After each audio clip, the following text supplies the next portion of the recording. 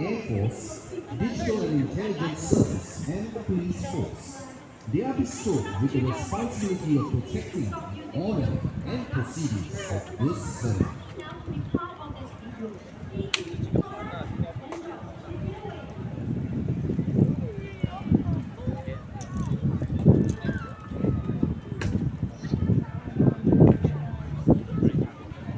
Colors have its humbling beginnings as plain colored flags used by the military. They help soldiers in identifying their units during battles. They were also used as rallying points for the soldiers. Over time, military commanders added emblems and symbols to better represent their command. A military unit is perceived as operational and intact as long as their colors are flown upright in the battlefield. Even in the event of a unit commander's demise, hope is always present as long as the unit colors were up. Similarly, the fall or capture of a unit's colors by the enemy indicates that the unit is defeated. This explains why colors are always carried upright by an ensign and guarded by armed escorts. Only the bravest and strongest soldiers are tasked to guard the colors. These soldiers will protect their colors with their lives, and there are plenty of stories of gallantry and heroic self-sacrifice associated with colors. Modern militaries continue to maintain the tradition of bestowing colors to their units. While colors are no longer used on the battlefield, they are proudly paraded and prominently displayed during ceremonial events. In addition, to commemorate the valorous acts of their units, patches and streamers are adorned upon these colors, serving as symbols of battle honors. The presence of colors within military ranks foster a profound sense of cohesion, instills an unwavering esprit de corps, and ignites a deep-rooted pride and loyalty among the servicemen and women who bear them. This can be attributed to rich historical significance attached to colors within military ranks.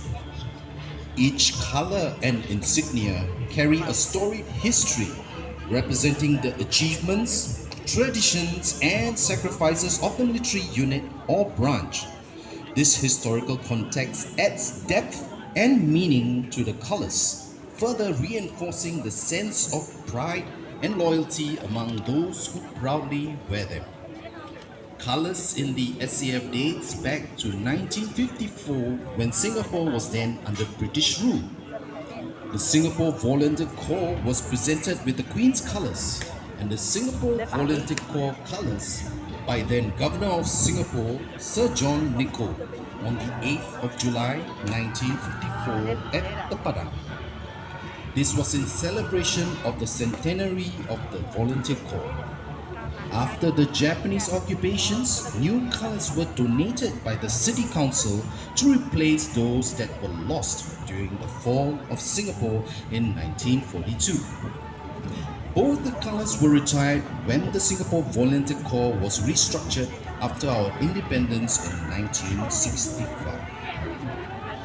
The Singapore Armed Forces Council is the approving authority for the presentation of colours. And there are only two types of colours in the SAF. They are the state colours and the regimental colours. State colours are presented to the SAF service headquarters, that is the Army, Navy, Air Force and Digital Intelligence Service. Safety Military Institute, by exception, is also presented the state colours in recognition of her role as an international military institution.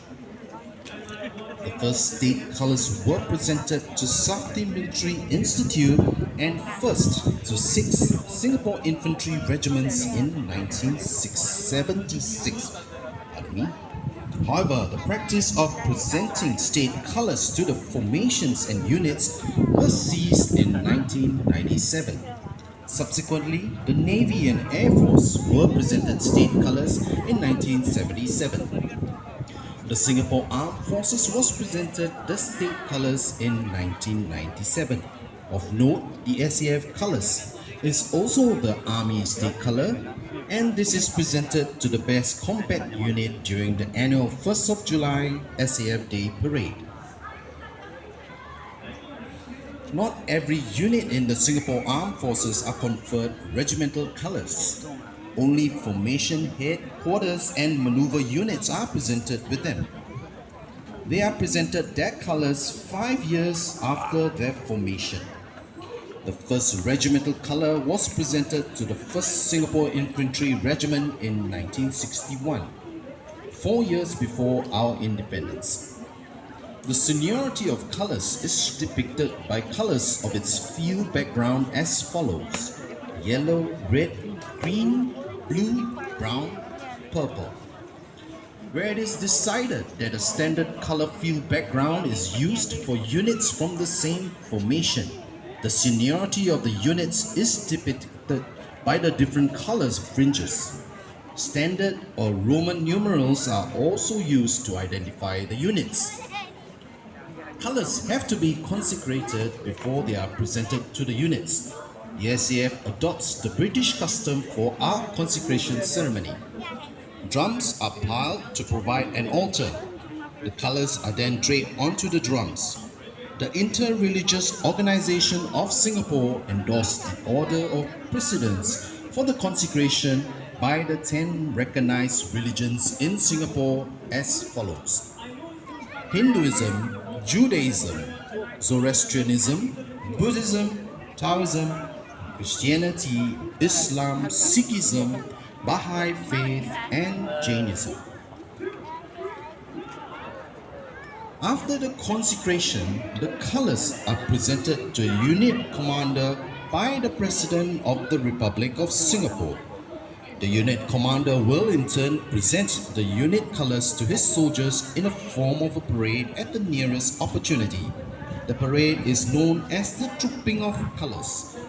During the Trooping of Colors, the colors will be brought on and off the parade ground to the stirring, rallying tune of Point of War. This is to draw attention in a form of salute to the colors.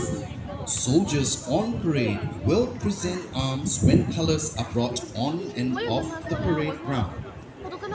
There are two forms of paying of compliments using colors. The first is when the ensign let the flag fly freely through a movement named Let Fly. Let Fly is done during the following events: during the inspection of the Guard of Honor or